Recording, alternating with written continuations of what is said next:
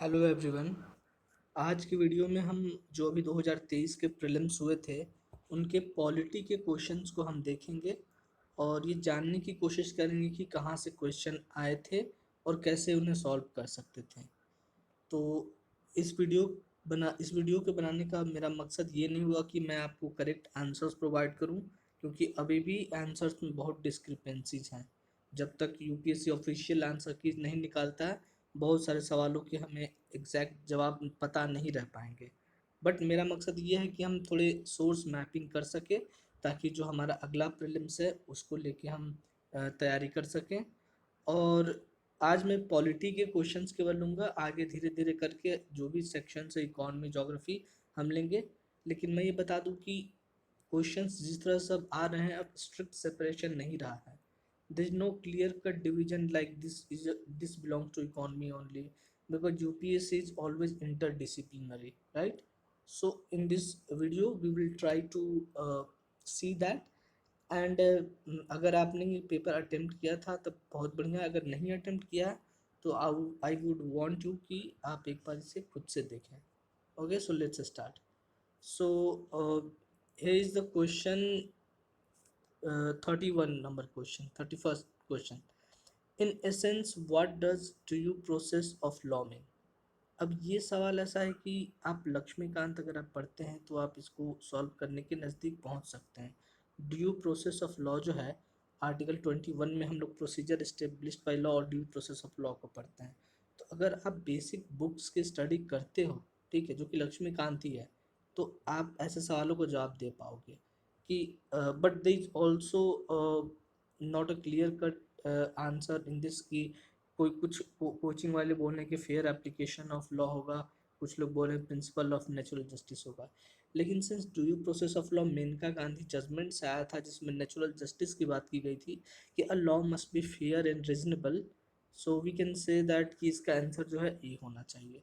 बाकी आपको इससे ये जानना है कि इस टाइप के सवाल कैसे आप कर पाओगे। लक्ष्मीकांत को अगर आपने इंटीग्रेटेड वे में पढ़ा है, मतलब मेंस और prelims both point of view से पढ़ा, तो आप इसको सॉल्व कर पाओगे, राइट। फिर आगे हम चलते हैं। ये क्वेश्चन है कि स्टेटमेंट एसर्शन रीजन टाइप का है। In India prisons are manage by state government and their own rules and regulations for the day to day administration of prisons. अगर आप 2021 वाला प्रीलिम्स का पेपर देखोगे तो वहाँ भी आपको पता चलेगा कि किस तरह से प्रिजन पे एक सवाल आया था, पैरोल से रिलेटेड आया था। तो वहाँ से आपको ये जानने को मिल जाता है कि स्टेट गवर्नमेंट के अंडर प्रिजन होता है, ठीक है। सो PYQ is one another area where which is very relevant for any subject, and polity में भी अभी हम इसका रेलेवेंस देख पा रहे हैं, राइट। एंड उसी तरह एक दूसरा स्टेटमेंट है कि prisons are govern under prisons act 1894। So इस टाइप के सवाल को, इस टाइप के क्वेश्चंस को करने के लिए हमें PYQ का स्टडी, कॉमन सेंस का लगाना, ये आपको बेसिक बुक्स में नहीं मिलेगी। तो if you do that we can solve that, right. there is one another interesting question ki which of the following statements best reflect the chief purpose of the constitution of the country। सो आप देखोगे कि बहुत बार UPSC ने constitutional government पे पूछा है कि अब कॉन्स्टिट्यूशनलिज्म क्या है, कॉन्स्टिट्यूशनल गवर्नमेंट क्या होता है। That government which is a limited government, it defines the limits the it defines and limits the power of A government. तो कॉन्स्टिट्यूशन, बाकी सब भी इक्वली ट्रू है, बट दिक्कत है कि यहाँ पे बिल्कुल बेस्ट रिफ्लेक्ट पूछ रहा है। तो बेस्ट हम कैसे लगाएं? ऐसे तो हमको सपना आ नहीं जाएगा कि नहीं यही बेस्ट है। वो हमें आइडिया आएगा PYQ से कि यूपीएससी किसको प्रेफर करता है। जैसे आई वांट यू कि आप इसका चौथा ऑप्शन देखें, it secures social justice, social equality and social security. So you will see कि यूपीएससी इतने जार्गन्स कभी कभी देता है आपको फंसाने के लिए कि अच्छा देखो कॉन्स्टिट्यूशन तो इतने अच्छे से काम करेगा, बट नो, यहाँ पर जो बिल्कुल पॉलिटी वाइज जो डिफिनेशन होगा वो ये होगा। So it will be solve like that. And फिर आगे हम देखते हैं कुछ और क्वेश्चंस। ये सवाल आया था कि India which of the following constitutional amendments was widely believe to be enacted to overcome the judicial interpretations of the fundamental right. तो यहाँ पर आपको अमेंडमेंट्स को भी अब अच्छे से देखना पड़ेगा।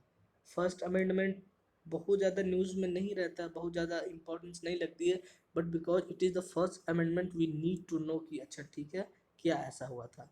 तो हम जब देखते हैं कि फंडामेंटल जो right to expression, freedom of speech and expression है, तो उसमें जो बहुत सारे लिमिटेशंस हैं वो फर्स्ट अमेंडमेंट के अंडर ही आई हुई थी।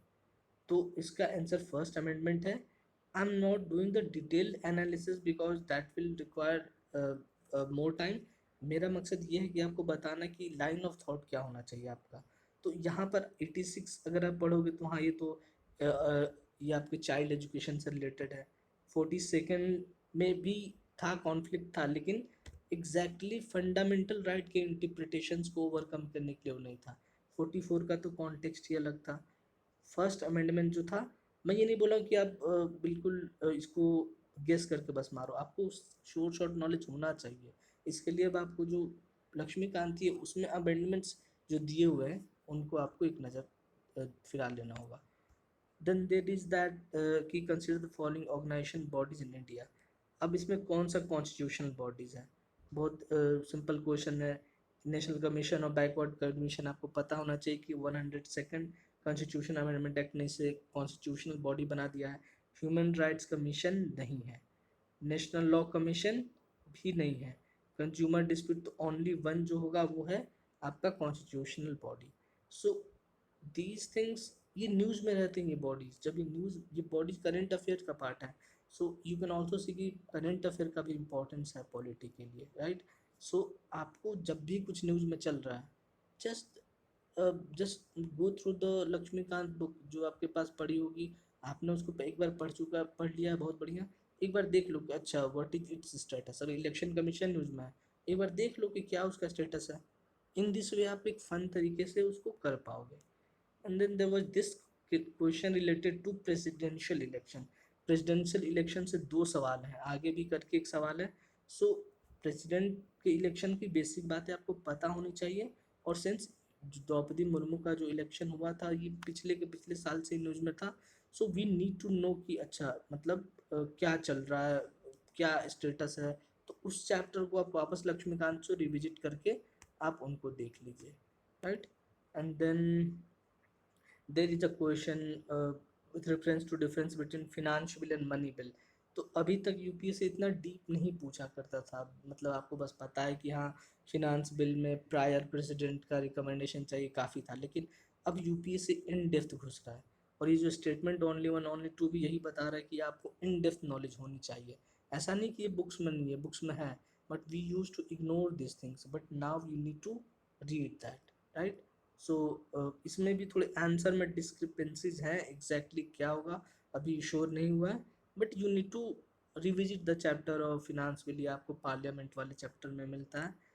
And then there should be some more questions, जैसे शेड्यूल्ड एरिया को लेके, शेड्यूल्ड एरिया को लेके भी पीवाईक्यू में हमेशा सवाल आए हैं।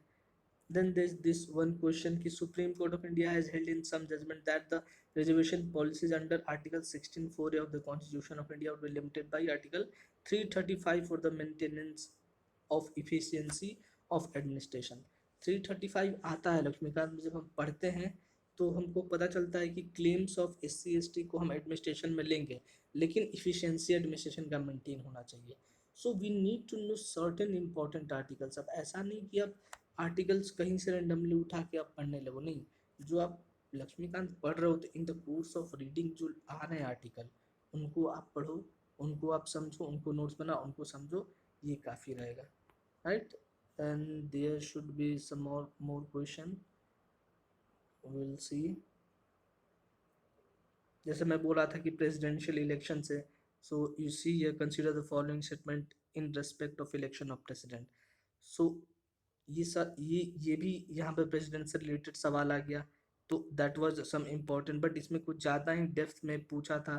सो it was a difficult question, but still you must try to know. And then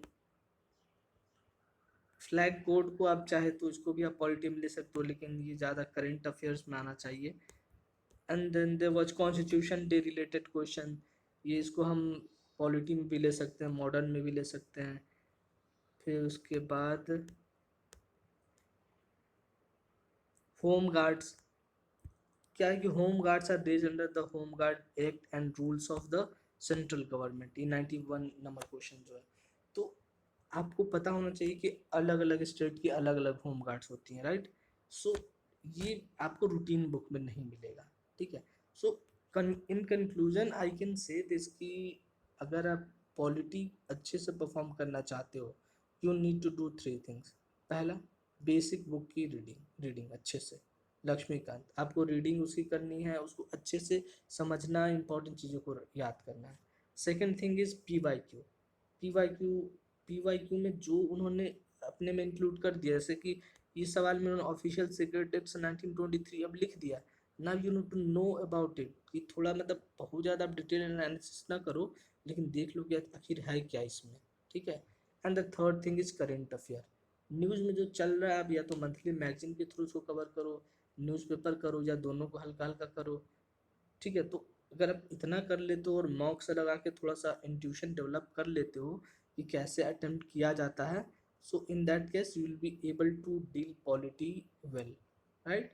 और इंटीग्रेटेड वे में करेंगे जितना, उतना ज़्यादा अच्छा रहेगा, क्योंकि आपको मेंस में लिखना है, केवल प्रीलिम्स में ही नहीं करना है। So I guess polity is a low hanging fruit. हम सभी एस्पिरेंट पॉलिटी से ही शुरू करते हैं अपनी तैयारी usually. So I guess you need to get a full leverage in this area, and do PYQ analysis by yourself, ठीक है। खुद से गूगल करो, खुद से try to attempt it again. Okay, keep learning.